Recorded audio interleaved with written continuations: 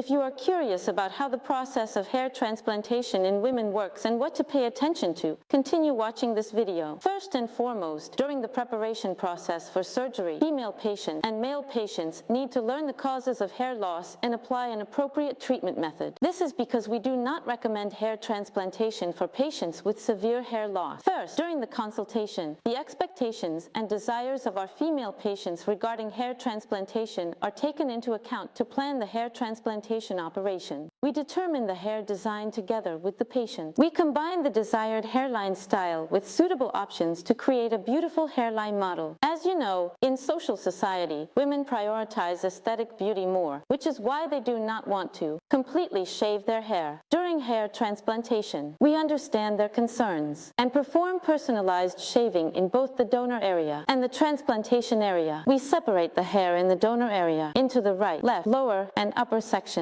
We take our grafts from the window in the middle, and after the procedure, we apply a dressing to that area and completely cover it with the surrounding hair. As a result, there will be no visible indication that any procedure has been performed in that area. In the transplantation area, if the area to be transplanted is only the front line, the procedure is performed there, and then the back side is not shaved. In the method of hair transplantation, shaving is generally not performed at all. At the same time, the surgery is completed without pain through sedation. If you have any questions about the surgery process, you can mention them in the comment. Don't forget to like and subscribe.